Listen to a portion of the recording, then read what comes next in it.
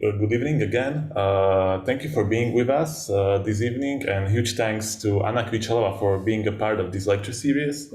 Anna Kvíčalová is a religionist and historian of science and senses who focuses her research primarily on the history of sound and the way how auditory perception has evolved and changed over the time. She worked as a researcher. She worked as a research fellow at the Center of Theoretical Study, which is an institution organized by Charles University and the Czech Academy of Sciences, where she is currently the leader of the research project named The Second Sense: Sound, Hearing, and Nature in Czech Modernity. She's author of Listening and Knowledge in Reformation Europe, and other texts on sound, hearing, and acoustics. And thank you one more time for being with us. And I keep the word on you. All right. Thank you. Hello, everybody. I hope you can hear me well. Thank you, Jan, for the introduction. Thank you for having me. I'm happy to be here. I can see that we have a mixed audience. There are students from different disciplines, bachelor students, master students, as I hear. I can also see some familiar names of colleagues who are already quite advanced in the field of sound studies, but I intend to make this lecture quite basic. I would like to talk about sound studies and tell you something about what it means to study sound and the history of listening from a historian's perspective. Yeah, so sound studies. I can imagine that even those of you who have never heard of the field of sound studies can probably imagine that it has something to do with sound. It's a study of sound. It's an interdisciplinary field. It's not a discipline. It doesn't have its own specific method, but it's a field. It connects people and scholars from different disciplines, such as media studies, media history, science and technology studies, very typically, but also people from communication studies, philosophy, deaf studies, sound art, and also historians of the senses, historians of media, historians of science. So if for the few last decades, sound studies is also a historical discipline, an interdisciplinary historical discipline. And the historical study of sound and listening, why it might be important, what it does, what are the main topics, is something I'm going to talk a bit more about today. Although there are probably some of you who study art, maybe it's most of you. I'm not going to talk much about sound art, and I'm not going to talk about the historical relationship between sound and the art. But if you are interested in the topic, please, I would like to recommend for your attention a book which has been published a few weeks ago by the publisher Artmapa. It's called Sounds, Codes, Images. I have a chapter in there as well, but there are chapters by many wonderful colleagues of mine, artists, theoreticians, scholars, on different aspects that has to do with the relationship between sound and the visual arts. So it's bilingual, it's in English, but also in Czech.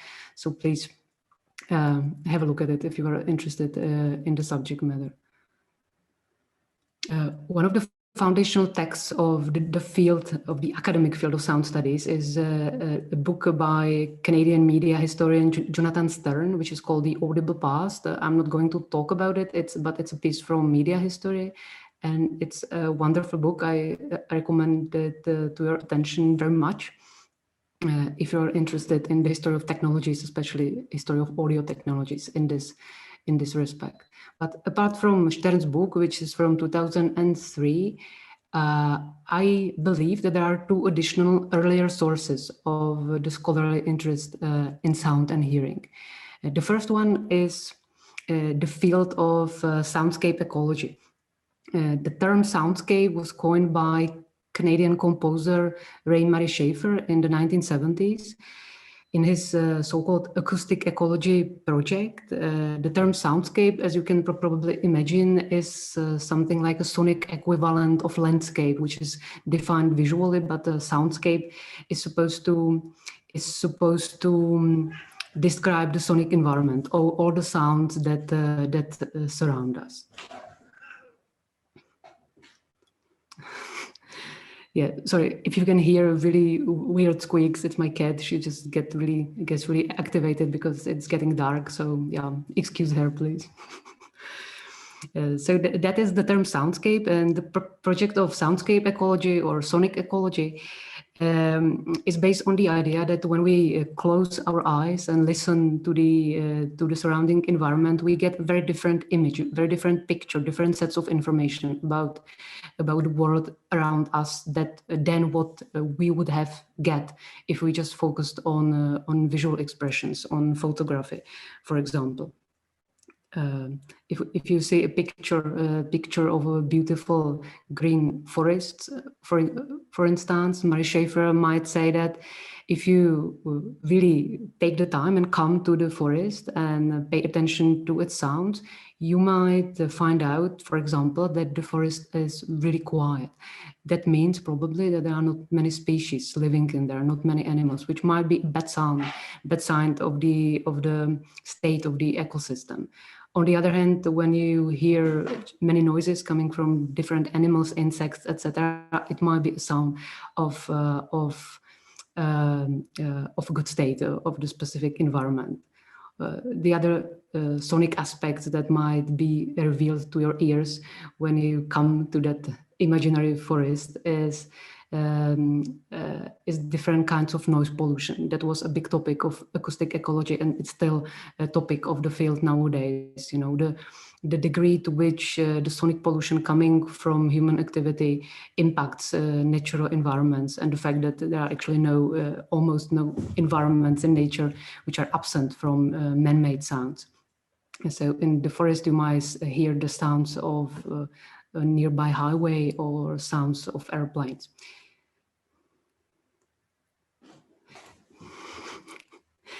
And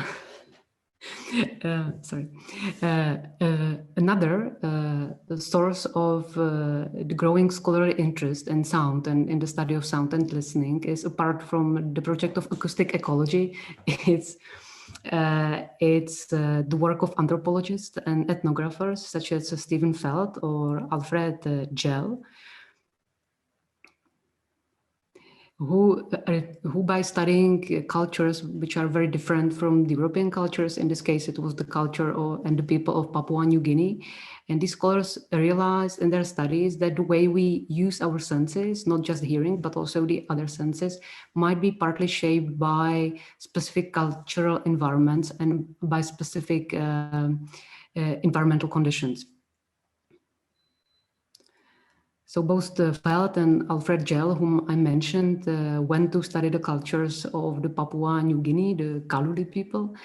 Stephen Feld coined the term acoustemology, which he coined in order to describe or capture the way how indigenous people who live in an environment which is typical for its dense vegetation. People live in the middle of really dense forests, and they can't really rely on their sense of vision because there are almost no views, but they have to develop their sense of hearing in order to be able to get valid, specific knowledge about the environment. Stephen Feld used the term acoustemology to describe this. Alfred Gell, another anthropologist who went to Papua New Guinea, he describes in his book the situation when he asked the indigenous people repeatedly to tell him about the creatures, about demons and other supernatural creatures that the people believed lived in these rainforests. And he was surprised to hear that most of the people claimed that those beings definitely existed, and they existed because many people heard their sounds, they heard their voices.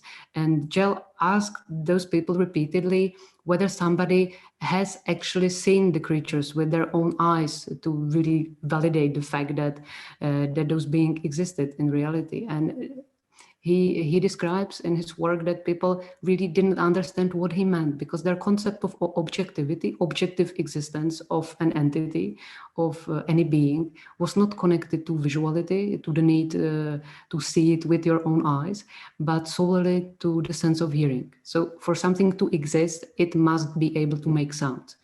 So those scholars, such as Feld, Gell, but many others, make European scholars realize that even concepts such as objectivity and different qualities we tend to associate with different senses might not be culturally universal, but that they also might have their own history.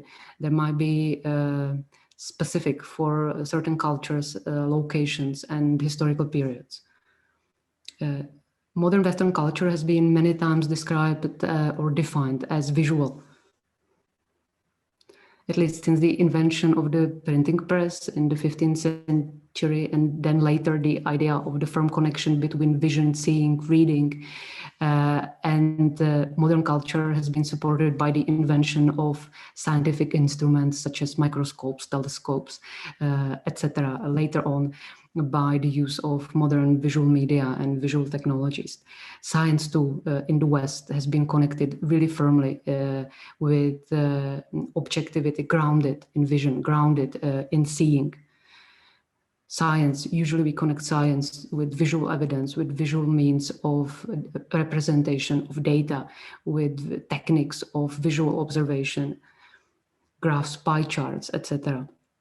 In European culture, sound long maintained the status of subjective, fleeting, and hard to define phenomena, which was partly mysterious. Listening very often has been connected to emotion and subjectivity, whereas science and knowledge was and has been and still often is connected or associated with vision, which provides a sense of distance and rationality.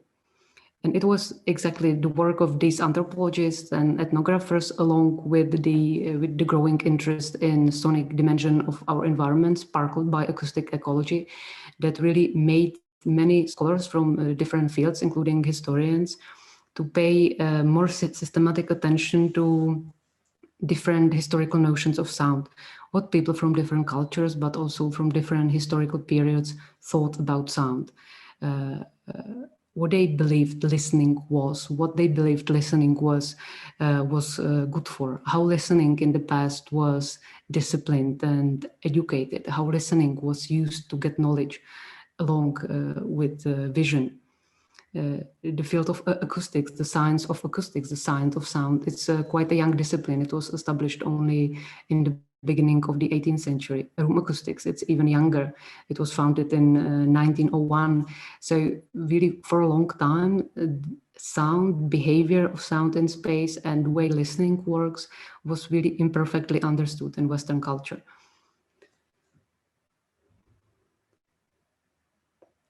So historians of sound started to be interested, among other things, in the question how knowledge of sound and hearing was formulated in different than scientific contexts before acoustics became a scientific discipline.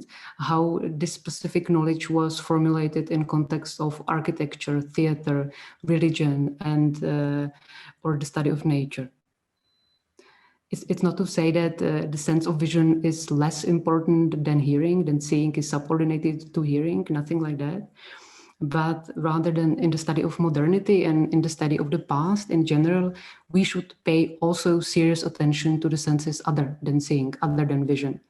If we do so, and that's what I would like to show you in the remaining part of my talk, we can sometimes get a very different image of some historical periods and specific phenomena such as science or nature. This is what Soundscape ecology does in a way, which shows us very clearly that when we start listening to the environment, we get very different information than those we can gather from pictures. And as historians, we are attempting to do the same thing with history. Metaphorically, we listen to the past and hope to get a different image, a different picture, different set of knowledge about the past cultures than what we would have get gotten if we just focus on different types of evidence.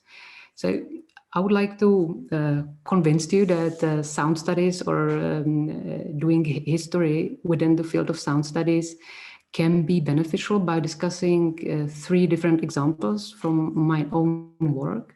I will start in the early modern period, then we will move forward to the mid 19th century, and the last example will be from the acoustic surveillance and police interrogations in Czechoslovakia in the 1970s. So hopefully I will manage to finish on time. If not, I will just discuss maybe 2 of the examples. I will see how fast I will be. So the first general point I would like to make is to show you that listening too has its own history. I would like to show you by discussing the example from the research I did on the European Reformation, specifically on the Calvinist Reformation. It's based on the book, the picture on the left, which came out 2 years ago, and in which I deal with the relationship between the European Reformation, between the Calvinist Reformation in Geneva, and the history of acoustics and the history of listening. And in the talk today, I will focus specifically on the point I make in connection with listening. So on a more theoretical level, one of the important strands of the historical research in sound studies is so-called cultural history of the senses, in this case, the cultural history of hearing. It's based on the idea, on the conviction that the way we perceive the world with the help of our senses, the way we use our ears, the way we listen, the way we look, the way we touch, it's not given only biologically, but to a certain extent, it's influenced, it's disciplined also by specific cultural, geographical, and environmental situation we live in. That is, it changes over time and it changes in different locations. It has its own history. The difficulty with this is, for us historians, that usually it's very difficult to come across historical evidence of change in listening habits, and it holds true for the other senses as well, because the way we listen, the way we look, the way we touch, it's something we usually take for granted. It's interiorized by societies to such an extent that we never talk about it. We are not aware of these habits, of these daily habits we have, and the consequence of this is that it almost never appears in the historical record. The rare occasions when this kind of information can be found in a historical record, it's in the moments of big cultural, political, religious, and other changes in a society. And the European Reformation was definitely one of such changes, when the way people use their bodies in the religious service and religious experience became one of the key topics that was discussed for many decades in Europe.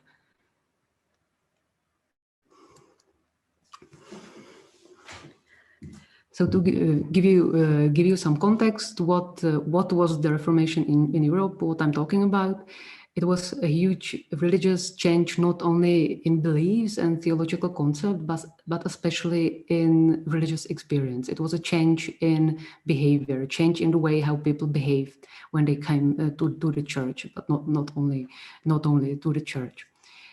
Before the Reformation, in high Middle Ages, the experience people had when they entered the church was quite vivid, quite sensuous. The medieval mass really offered a rich sensory environment. There were plenty of images, statues, stained glass in the churches. There was a smell of incense, burning candles, colorful vestments of priests. And apart from music, there were many other sounds in the church. The mass, it's important to realize, was in Latin. It was spoken in a very low voice by the minister. Most people could not understand it. Most people couldn't hear it because the priest kept his back to the congregation during the Middle Ages. People were allowed to move freely in the church. they could attend more than just one mass. Perhaps you remember that once when you go to a church, there is not only the high altar in the middle, in the front, but there are also smaller altars on the side. And sometimes on Sunday, there were masses simultaneously going on in many of these altars. So it was quite a noisy environment, full of different impressions. When medieval people came to the church, they could just visit a number of masses. They could not only pray their own silent private prayers and wishes to the saints, but they would communicate with their neighbors. Many people came to the church to do business. We have multiple evidence that people gambled in the church. Sometimes they would bring domestic animals. They consumed food, wine, etc., etc. So it was a place of vivid social interaction. This all changed completely after the Reformation. And the Calvinist Reformation I'm talking about was one of the strictest forms of the Reformation in terms of how much the everyday life of most people had to change. You know, all the equipment that was in the church before the Reformation, such as statues, images, etc., had to disappear from the churches. There were no incense burning. Pastors were wearing black clothes, black robes. Very often there was no music after the Reformation, definitely no instrumental music at least. And the new service, the new Reformed service was centered at one specific thing, and that was the spoken sermon. Now the sermon was not in Latin, it was in the vernacular, in the language people knew. In case of Geneva, it was French. And people experience when they entered the church was completely different from what they were used to for most part of their lives. Now, instead of moving freely around the building, they had to sit down on the benches.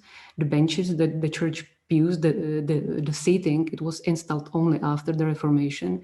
It was not in the churches before that sometimes, but it was not very common. So it was a completely new thing for the audience, for the congregation. You had to just enter the church and quietly sit down and keep quiet for at least an hour, focus really attentively on the preacher, look only at the preacher and focus on what was coming out of his mouth. Not only that you could understand it, but you were expected to learn something from the sermon and to remember the basic information that was given to you in the church. So that was a huge change. And now, why I'm talking about the history of listening. The sources I examined were the registers of the Consistory of Geneva. The consistory or consistories were institutions that were founded in many Reformation territories.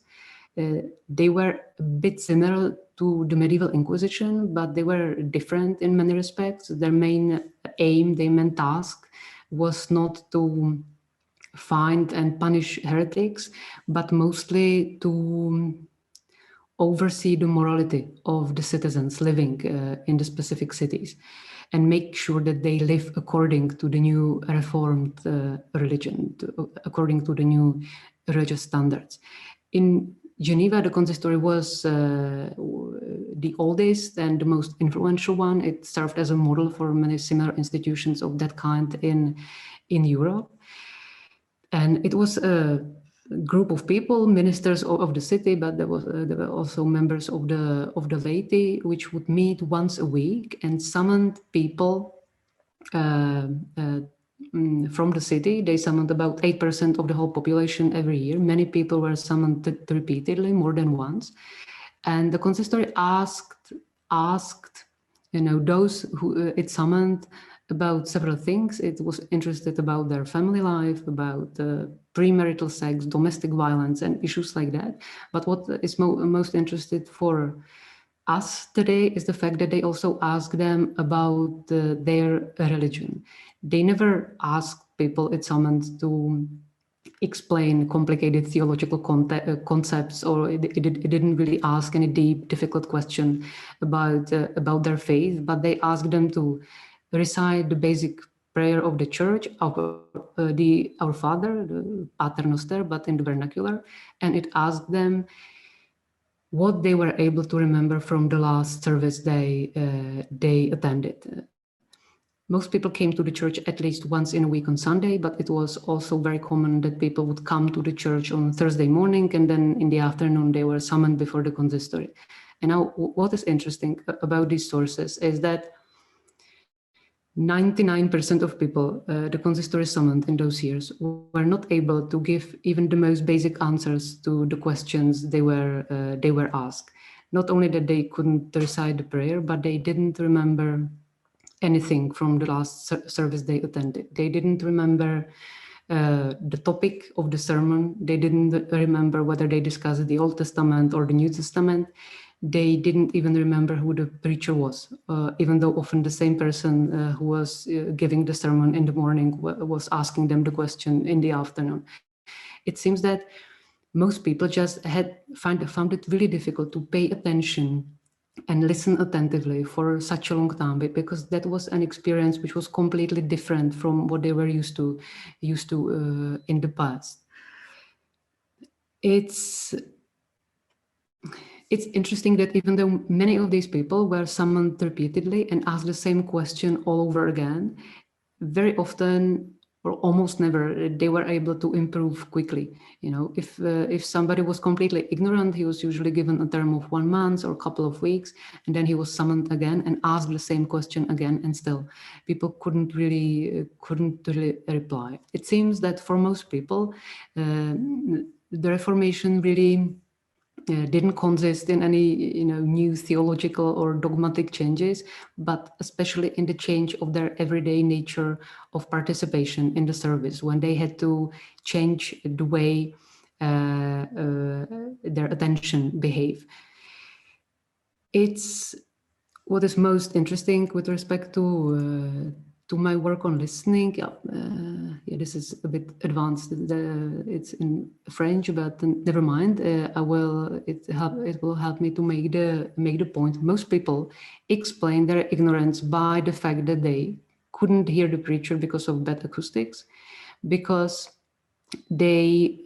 hearing was not good enough. They often say that they have a poor hearing or poor memory, that they cannot remember anything this way. They are not used to learning by listening in the church. Many people say that they're deaf or that they're hard of hearing. These are the examples on the slide. And most people simply blame their knowledge problems on problems they experience in or while listening to the service. It really seems that for most Genevans, the problem or the biggest change after the Reformation consisted in a new requirement of how to mentally but also bodily participate in the service.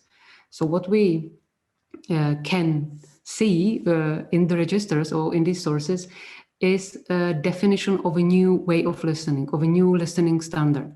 After the Reformation, good hearing was defined in a completely different way.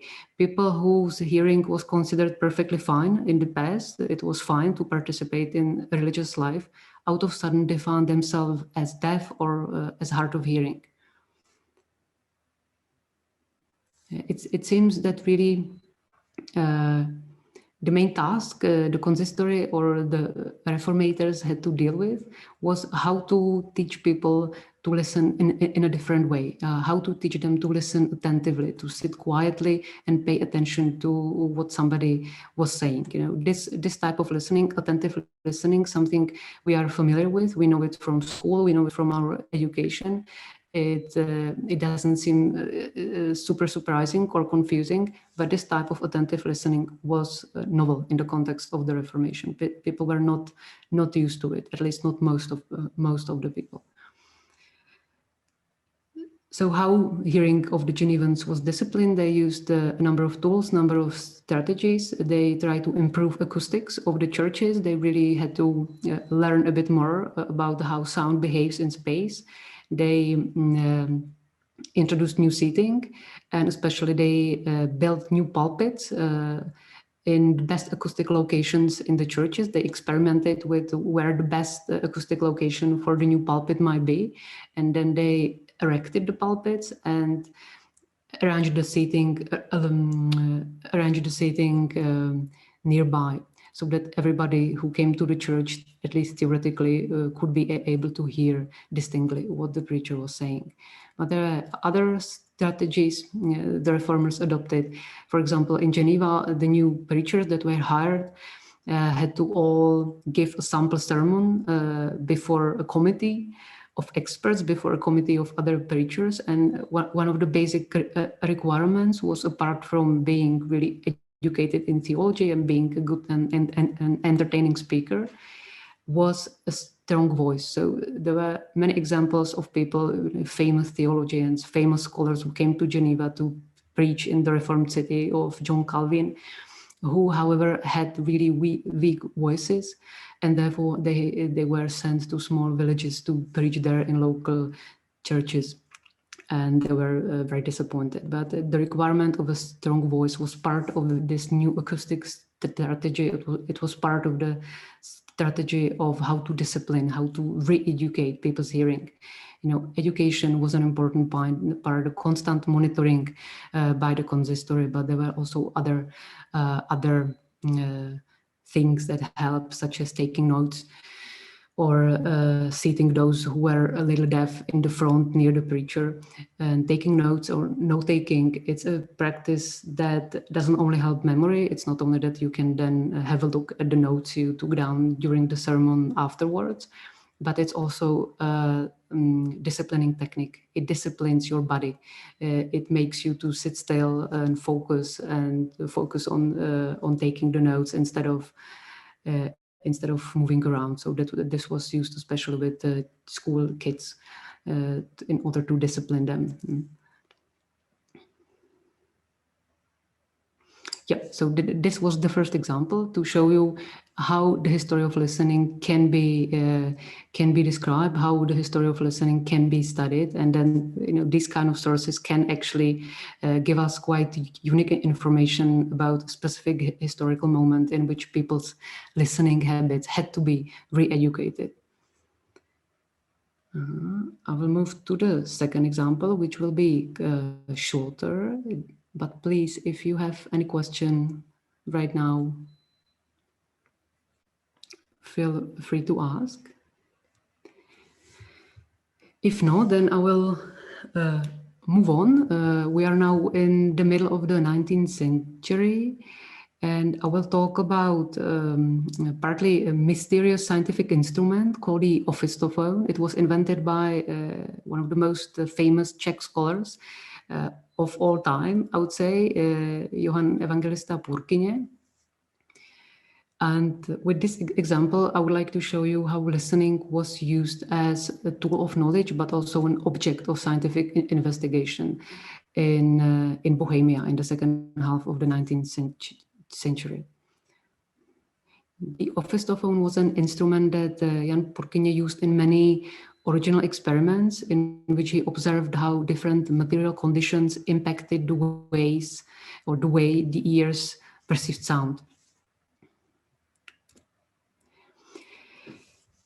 This is a letter, a German letter Jan Purkyně received in 1859, which I found in his correspondence. It's a letter from, it's a short excerpt from a letter he received from a man from northern Germany back then, who asked about an instrument Jan Purkyně reportedly invented during his experiments at the Prague Institute for Deaf Mutes, and which, as the newspaper all over Europe said at the time, helped the deaf to hear again.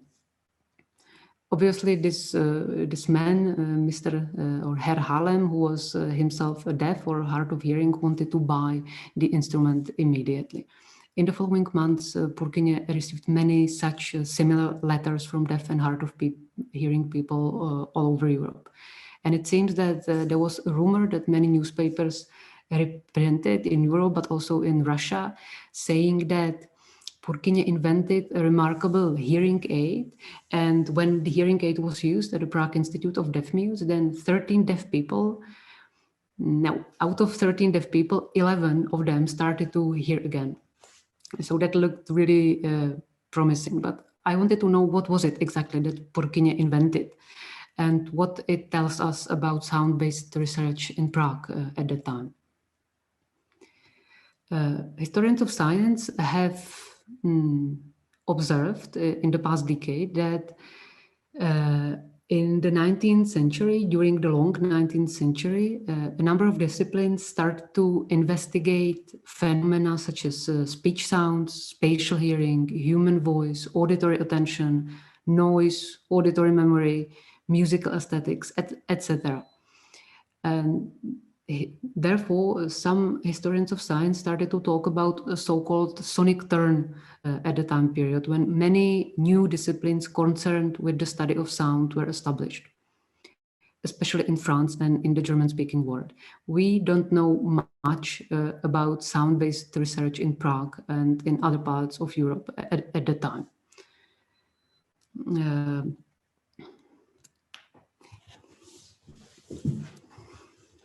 Jan Purkyně researched hearing later in his life, and the research is not very well known.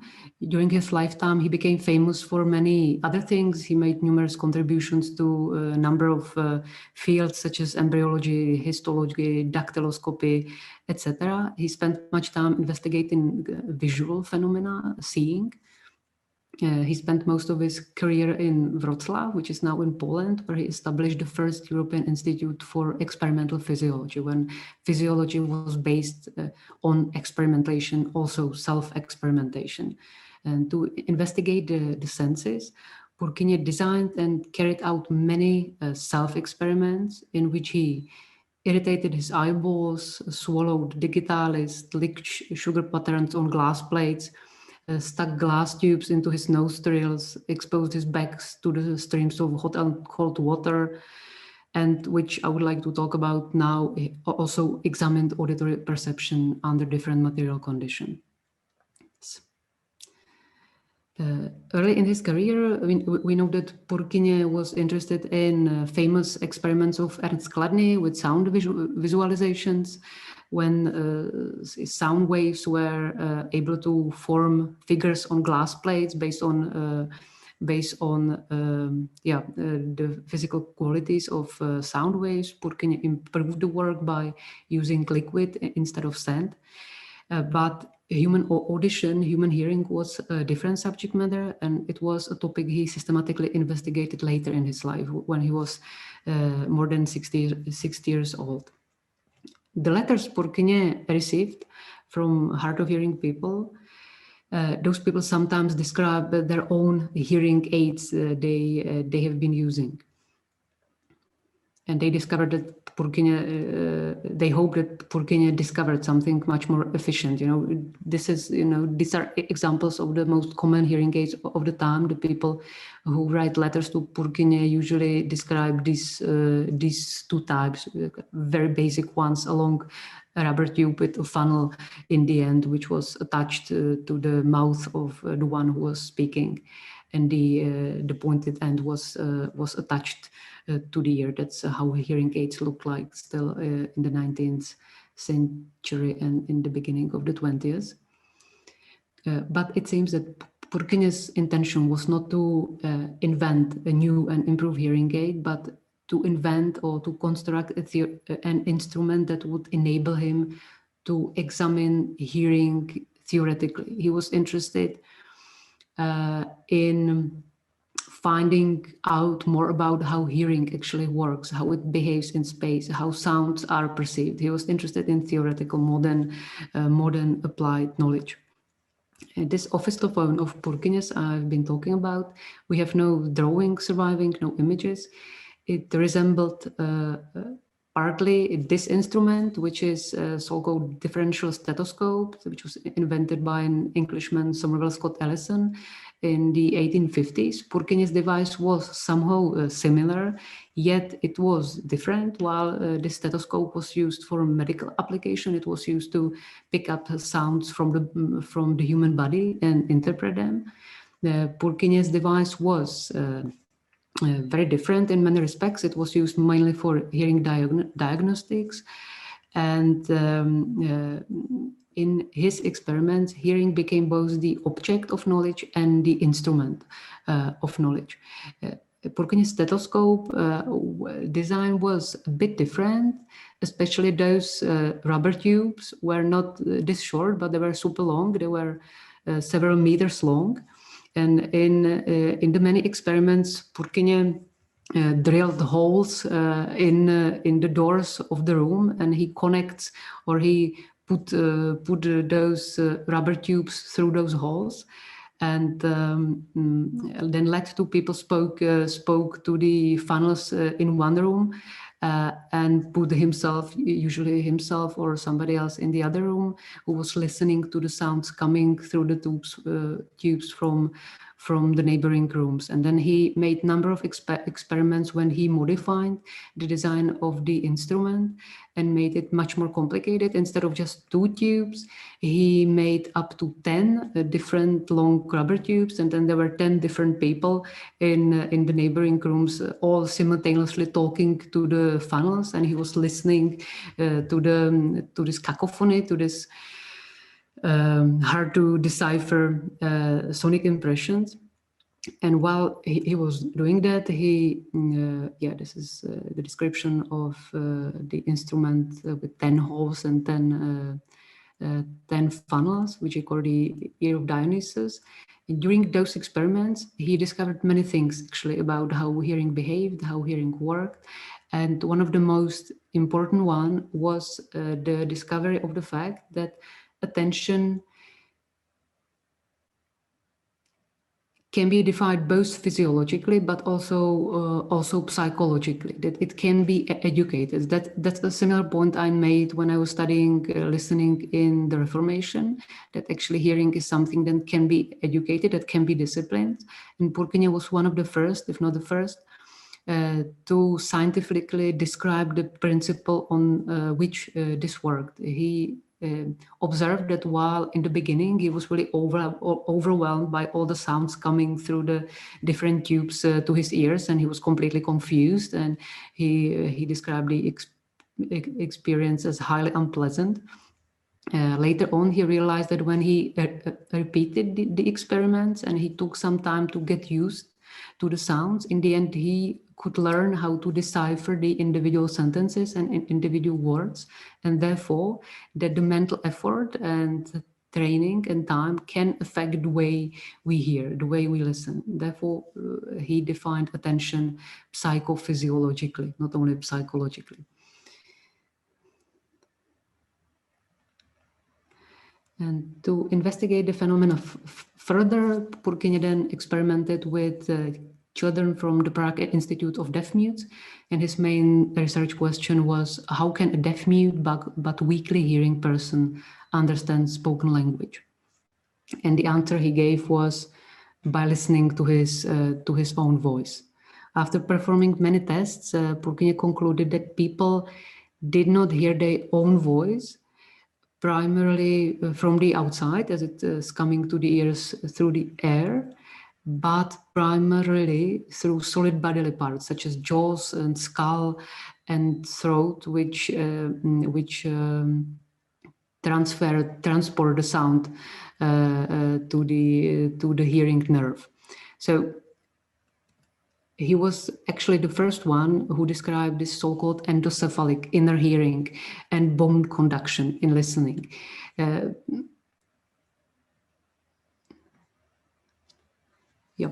So here are just a few examples of later devices which basically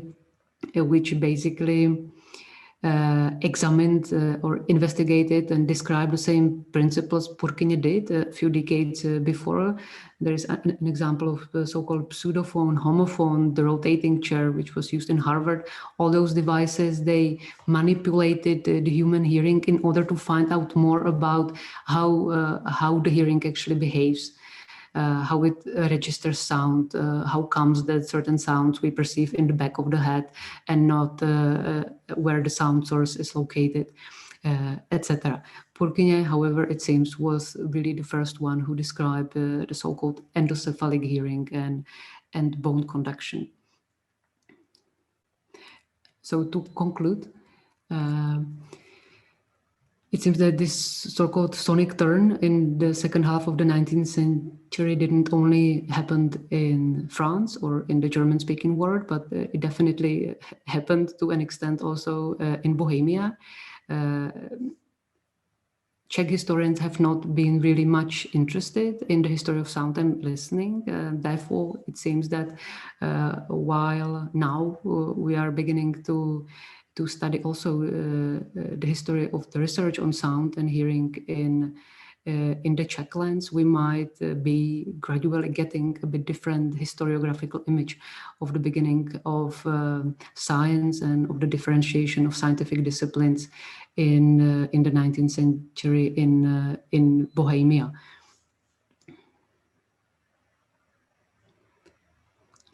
Yeah, so that's the second example. So that was a historiographical point that it's sometimes the perspectives very much changes what we discover in the end. And when we pay attention to sonic research, we found out that Bohemia or the Czech lands have really an interesting place in between Vienna, Berlin, and Paris in the investigation of these phenomena. So there's still much to do for historians, and I still have a little time to discuss my third example, which is hearing and scientific knowledge in the context of forensic, that is in the context of criminal science in Czechoslovakia. Yeah. When you imagine communist practices of audio surveillance, many of you might remember the German movie The Lives of Others, which was also nominated for an Oscar a few years ago. It's a very popular, it was a few years ago, a very popular movie, which depicts a Stasi officer who is secretly eavesdropping on a famous actor and his lover. And sure enough, wiretapping telephone lines, bugging hotel rooms, eavesdropping on private conversations of people, recording phone calls, all such practices were part of audio surveillance operations in the Cold War era, both in the East and in the West. But apart from scanning these conversations for specific information, which is what the movie was about as well, it was also important to find out whose voices were actually being monitored, who were the anonymous speakers. You know, the need to identify those anonymous callers, anonymous people speaking from the bugged phone lines was something the secret police, both in Czechoslovakia but also elsewhere, was really super interested in. In Czechoslovakia, there, you know, in order to examine this potential of voice analysis and of identification of anonymous speakers, secret or semi-secret department was established in 1975 in Prague, which was called the Phonoscopy department, Phonoskopie in Czech. And the department dealt with scientific methods of speaker identification. The history of the department was never examined by historians. It's partly, I believe, because the communist regime or the histories of communist regime have not been examined, not only from the perspective of sound studies, but the history of the communist era has not been much informed by perspectives such as science and technology studies. Why I think the science and technology studies might be an interesting perspective for the study of communism or for the study of surveillance is that this area of work focuses very much not only on the results of the scientific practice, but on the way scientific data are presented or communicated, but also and especially on the process, on what happens in the laboratory before the final evaluation was submitted. How the knowledge was made and which bodily skills were needed. In case of phonoscopy, when we start focusing not only on the results of the department, of the sound visualizations and the sonogram it created, but also on the process, if you are interested to know, how this expertise was actually coined, how it was developed and what happened in the phonoscopy department, it becomes clear that listening played a major role. Yep. This is an example of a so-called sound spectrogram, or which are also called sonograms. These are sonograms of the human voice. The first spectrograms that visualized speech were used at the Bell Laboratories in the United States in the 1940s. They represented, as you can see, time on one axis and the frequency and loudness of the voice on the other. These voice sonograms or voice images were used and examined in the military context during the Second World War, but then again re-examined during the Cold War, and especially in the 1960s. The Czechoslovak research on these so-called voice prints was inspired by the work of Lorenz Kersta. Kersta was a former employee of the Bell Laboratories. He was part of the research program on voice analysis the Bell Labs founded in the 1940s. But in the 60s, he published a famous article in the journal Nature, where he talks about the idea of voice print. And he believes that human voice is or was such a unique identifier. Then if we make it speech sonogram, if we make the picture of the voice this way, it can be used in a similar way as fingerprints are used. It's a level of accuracy as a biometrical identifier, according to Kersta, was the same as when using fingerprints. Of course, this was not the case. Speech sonograms are not by far not as accurate as fingerprints, but the idea really intrigued police departments both in Czechoslovakia, in Berlin, in Warsaw, in Poland, where of course the secret police wanted to use voice print technology to identify anonymous callers. In Czechoslovakia, the research was inspired by linguistics, phonetics, aviation research, and many others. And the department itself combined these sound visualization technologies with linguistic and especially oral analysis done by listening. And now, although the sonograms were quite useful in confirming the results, that's what the former employees of the phonoscopy department told me, and what also comes clear from the documents of the department, it was still the expert trained listening which was most important for the analysis. So in this oral analysis, the experts pay attention to things such as pronunciation of vowels, voice timbre, voice intensity, accent, pitch, sound intensity, melody, the duration of vowels, but also the tempo of speech, pauses, rhythm, unusual voice characteristics, speech disorders, etc., etc. So all these things, all these components of speech, where they were able to get solely by listening. They didn't really show any clearly on the sonograms. Yeah, this is.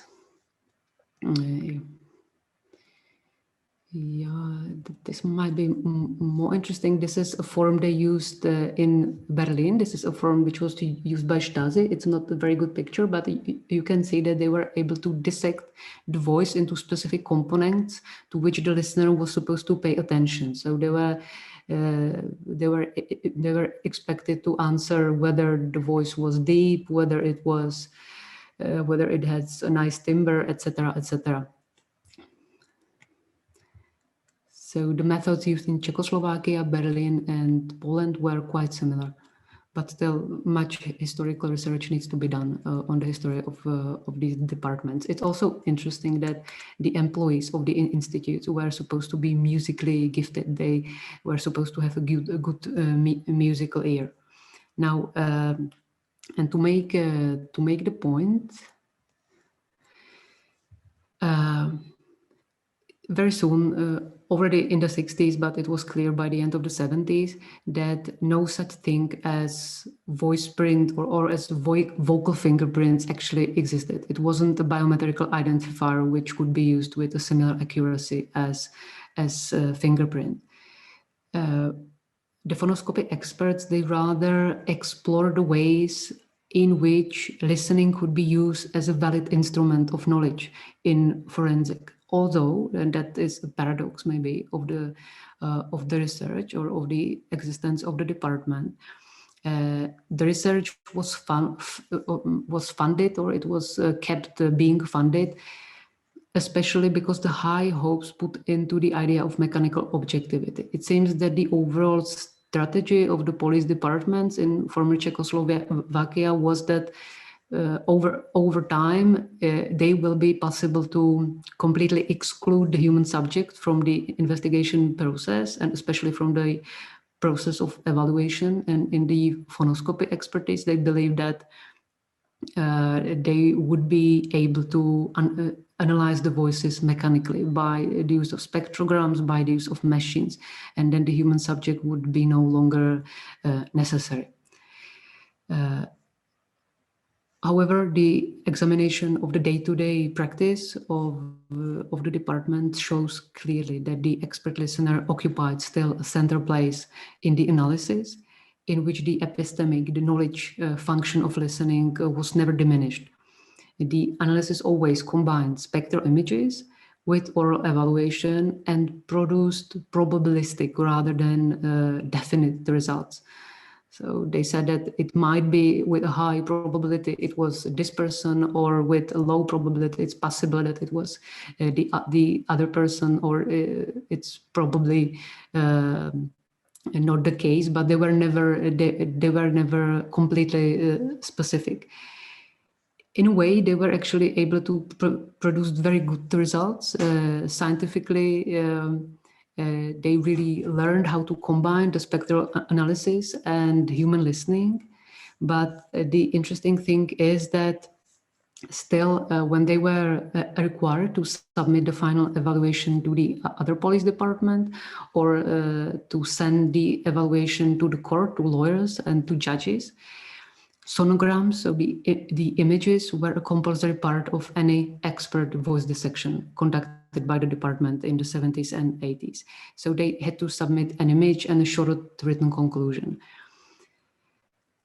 The interesting thing is, I believe that for police officers, for lawyers, or for judges, the sonograms were really hard to read. They play different role than pie charts or graphs, which visually summarize complicated information. That's why we use the visual representation, not only in science, but in other parts of life and before the court. But in case of sonograms, it was just much more difficult, because in order to be able to interpret what you can see on the images, you have to have some previous knowledge of how to read them. And those experts, those judges and lawyers, they didn't have it. So they certainly did not make the expert reviews more accessible. I believe that these sonograms basically worked as a certain type of or a certain token of visually grounded evidence. Václava Musilová, the former employee of the department, she explained that these spectral images, sonograms, they functioned as illustration of the results, because nobody was interested in learning the lens description. Also, the sound recordings, they were never played before the court, even though they represented the main body of evidence that was actually analyzed. And although listening was crucial in the analytical process, nobody really talked about it.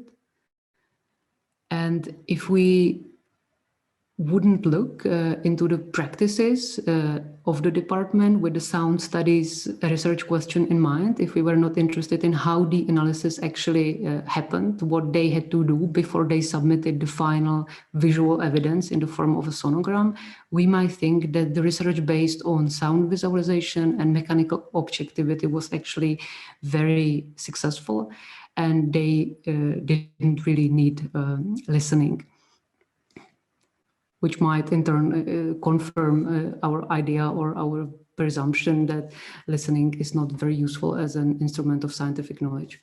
But if we focus on the practice, if we focus on the day-to-day practices in the laboratory, and if we are open to the study of sound and listening as well, it becomes clear that it continues to play a major role in the analysis.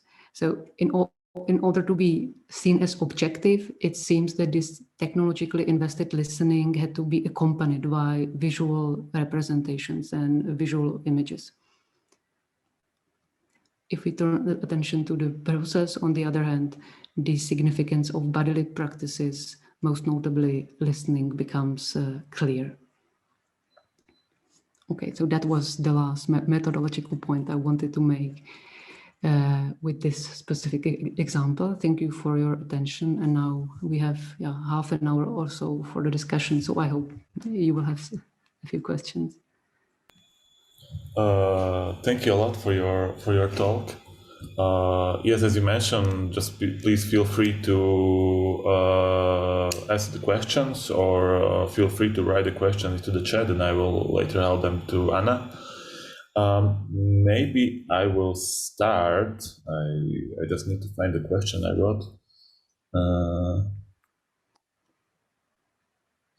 Yes, so the perception of sound of an untrained listener is often connected with emotionality, subjectivity, or some kind of anthropomorphization, putting human meanings into what is being listened. Can such a perception be counterproductive when it comes to research or interpretation of the research data in the field of sound? Yeah, thanks for asking. That's one of the main points I wanted to make in the lecture, actually, that, these characteristics we tend to associate with listening are not universally valid, and we can't really presuppose or assume that when we look elsewhere than in our own culture, even though I don't think that it holds really even for the description of the world we live in right now, that listening would be more subjective, emotional, etc.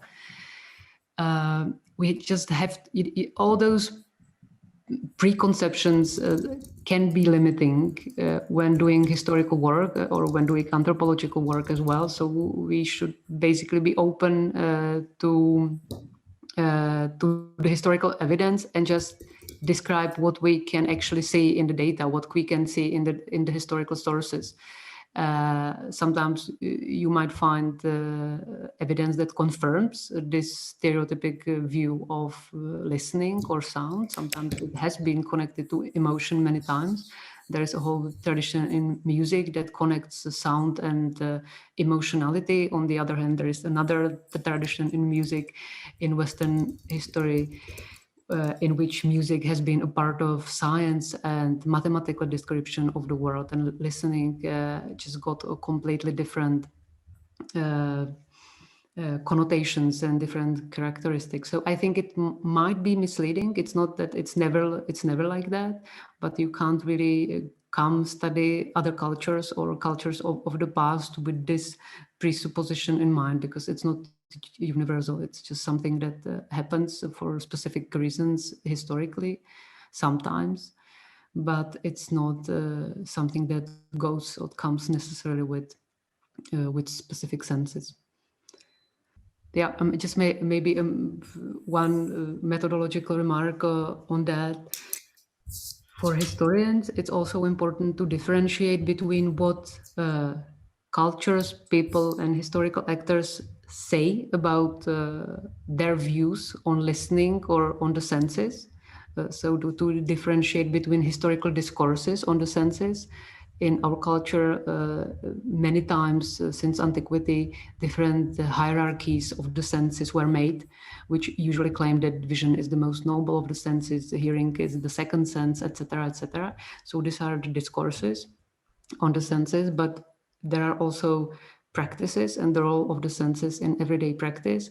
And these things are informed by each other, but very often they differ. So they can be discrepancies. For example, in the Calvinist Reformation, the reformers would say that they are not interested in the senses at all.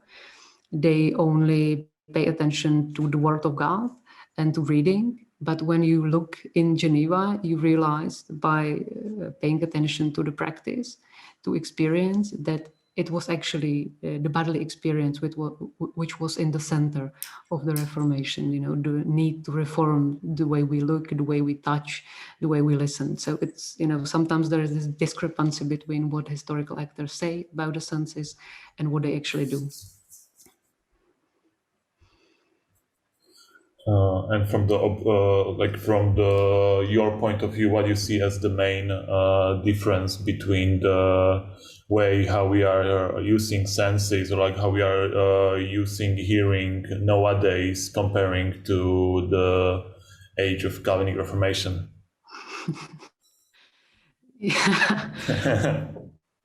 Yeah, well, the answer would differ based on which context we would look into. Really, this, as I suggested in the lecture already, this attentive listening we all learn to perform at school. That's a part of the schooling experience, is basically this. I remember my first day at school and everybody was just moving around, and all the kids found it really super difficult to sit on those small chairs and just stop moving and started to listen to the teacher, because the experience from the kindergarten was very different. So we just get to learn this when we are very little, and now we have interiorized it in such a way that we find it completely normal, that we keep quiet when somebody listens. So in this sense, I see a great degree of continuity. Yeah, but it depends on the context where you would look. It might be the same in the classroom, but it would be different when experiencing music, and musical listening has also changed so much. And I can't really make a very general comparison. It really depends on the context. Listening was used in a different way in home education and in domestic contexts, etc. But I believe that it's around the time in the early modern period when modern ways of attentive listening started to develop. So there's a great continuity as well. And did you ever try to compare the way how the process of listening evolved in the cultures that are outside of Western modernity? Yeah, sure. Well, I haven't done the research, but some other scholars did. Not only the anthropological research I've mentioned, but there are, studies. There are growing number of studies which pay attention to listening or to the senses in general in cultures other than the European cultures. There is. I know of work on the history of listening and the senses in India, for example. But again, it very much depends on whether you talk about colonial India or the present India, or India in the Middle Ages, where we have not that much evidence. And it's just, for a historian, it's really difficult to make very general comparison, because it very much depends on which period in the European history we would look at and to which context. And it holds true also for the other cultures. There have been, there were nice studies on the role of listening in Islam, also in the modern Islam, how Muslims activate their listening when they are listening to sermons, how, for example, the invention or the use of modern audio technologies such as cassettes changed the way the Muslims consume their sermons. They have different theological views on listening and what listening does, what listening can do, and how this listening can be disciplined. So, that it's possible already to make some comparisons, but still we are missing, or we are in need of many more historical studies of listening cultures in other than the European context, which would be done really rigorously and well and based on evidence. It's still very Euro or Western centric. And as I said also in the second contribution, that it's not only that it's Eurocentric, but most of the work in the history of sound studies has focused on the Western Europe or the US or France and the German-speaking lands. So even the research we have been now doing on Bohemia or on the history of Bohemia, it's, you know, it's new in many ways. What I try to point to is like, what's the role of listening in the age of ecological changes, or like in the age of the current crisis? Yeah, what's the role of listening in the current environmental situation? Well, there are many ways how this could be answered. The book we have co-authored last year, which is called The Anthropocene, which was published by Academia. I have there a chapter which deals, you know, with the role of sound in the Anthropocene, partly. And I thought that one of the important topics is the history of noise, how our way of thinking about sonic pollution changes. Geologists would claim that the Anthropocene means that there is a new geological layer on the surface of the earth, but as somebody interested in sound, you can also see that maybe Anthropocene, or the current change in the environmental situation, could be also described as a new acoustic layer, which covers the entire globe and which is affected by sounds that come from human activities, which are almost omnipresent. There are not many silent places on the surface of the earth anymore. And by silent, I mean just free from human sound or man-made sound. So this is, you know, one way how we can look at it. I think it's what acoustic ecology has been doing quite nicely. When you, yeah, it often seems that the world is fine when you see pictures of different beautiful locations, beaches, rainforest, etc. But when you actually come to those places, and you don't have to go too far, you can just go to the forest in the Czech Republic, and it's very often that you would hear the sounds of highways, sounds of cars, sounds of planes passing by. So it also gives a different type of evidence about the state of the environment, which is not always very well visible on pictures and which we might not be able to notice. And the other example is, for example, the richness of species, which becomes really quickly apparent when we listen to the environment. So that's one possible answer about the role of listening in the current crisis. Thank you. To the audience, please, if you have any questions, just feel free to ask or to write. I would like to ask more about the usage of the seismograph as evidence. Like, how is the current state of this methodology, like of this technique as like an objective tool of an evidence? Like seismographers? Yes. Yeah. Well, I don't know that much about it, but they have definitely been used lately during the pandemic specifically. They served as an evidence of a decrease of human activity or of human interaction. It was really picked up by the seismographers or the seismographs. I'm sorry, I didn't mean seismogram, but I mean the spectrogram. The spectrogram, but the seismographs have been used this way in the past year, and the spectrographs. Well, it's a whole new story now. Definitely, the artificial intelligence is able to do much, really mechanically. So we have moved really somewhere beyond the imagination of the police officers in the Cold War. It's really the AI is capable of comparing sounds and matching them to human voices, and it's based on don't take my word for it, but I think it's based on it's more on statistical evidence than on this expert specific listening or specific selection of the data. So it's rather a different means of evaluation of data. It's not only how it works in voice printing or in sound studies, but it's the same principle on which artificial intelligence works. And I still don't know much about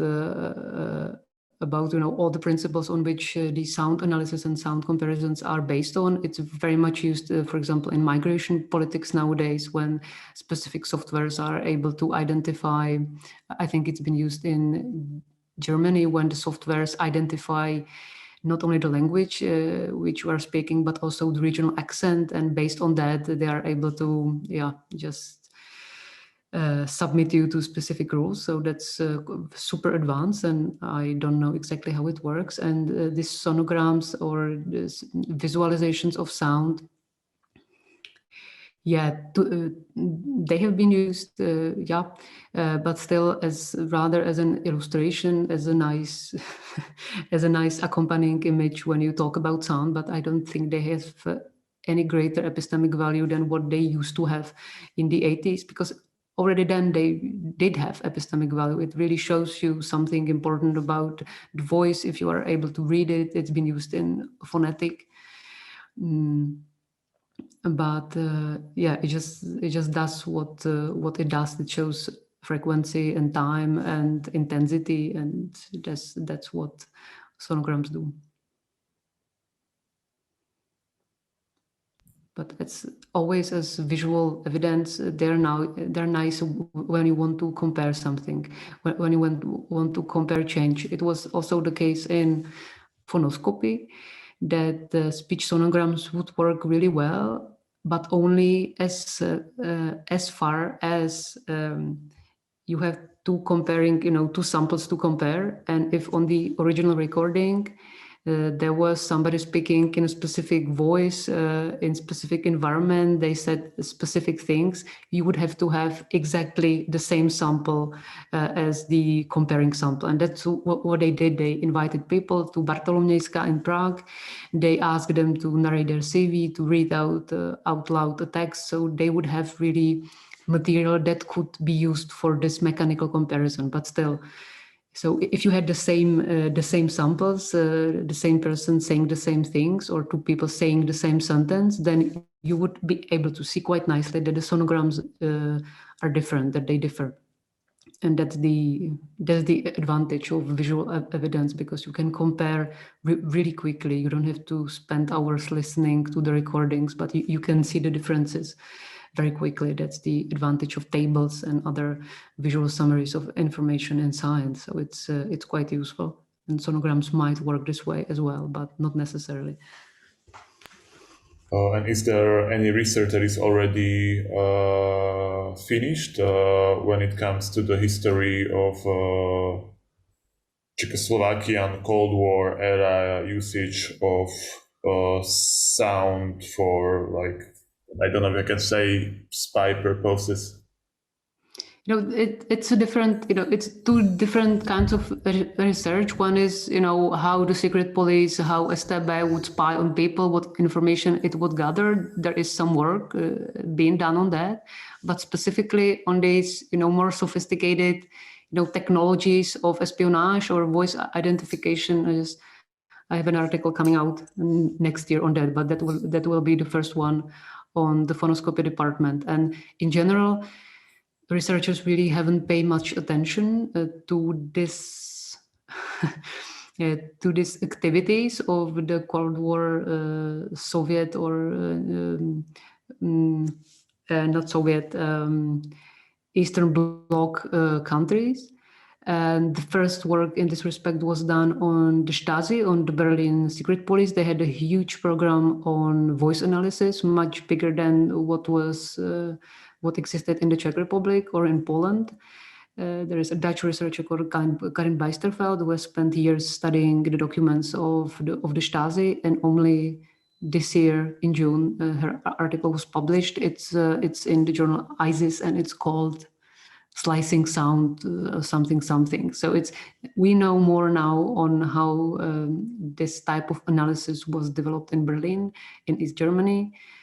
Now we will know a bit more about Czechoslovakia, but still I hope to find out more about how this was done in Poland. They might have had a program in Hungary as well, but still nobody has done the work yet. And the former employees of these departments, they are slowly, quickly rather aging. I was very lucky that the former members of the department in Prague, they were willing to talk to me. They even gave me, some interesting documents. They took me to their former office, so they were very nice to me. They were willing to share much of the information. This is not the case in Berlin when it's impossible to talk to someone. People don't want to, they don't want to talk to scholars because they feel that they have been part of a regime which is now, called totalitarian, and that's a bit different with the Czech experts because it seems to me that they don't feel that they collaborated with the state police too much. They think that they just did their job. They were experts, they were scientists, scholars, and then they most of the cases they dealt with was actually not political cases, but it was blackmail, etc. Anonymous scholars. Yeah, but that's what they think. So that's maybe why they are more willing to talk about some of the cases, at least, not all of them. I'm asking because I don't know if you know the work of Saidnaya by Lawrence Abraham. He's like an independent researcher that he worked in 2016 together with Amnesty International and Forensic Architecture team to produce like an acoustic investigation into the Syrian regime prison of Saidnaya, which was like a prison that officially doesn't exist and was also not accessible to independent observers or monitors in general. And like they proved the existence of the prison basically on the memories of the sound of the persons that they were imprisoned there, because they were all imprisoned in total darkness. They were not able to move or to make like loud sounds. So the only thing that left was listening. No, I don't know it. Could you please write the name in the chat so that I will Yes. have it correctly? So in case there are still some students connected, and if you are interested in the history of the senses, you can sign up for a master class I'm opening the next semester at the Faculty of Arts in Brno, which will deal with the history of senses, especially in religion, in the European or in the Western context. We'll mostly discuss texts and read articles. So if you are interested. Faculty of Arts of Masaryk University, I guess. Yeah, at the Masaryk University. I don't think there is any other Faculty of Arts in Brno. But there's Faculty of Fine Arts. Yeah, but that's something else. Yeah, thank you. Okay, so if there are like no other questions, I will really thank you for your time and for your lecture. And yes, so thank you one more time for your time and wish you a nice evening. Yeah, I wish you a nice evening too. Hope to see you at some other occasion, maybe in person. So, yeah, hope so. hello everyone. Bye. Okay, thank you. Ciao.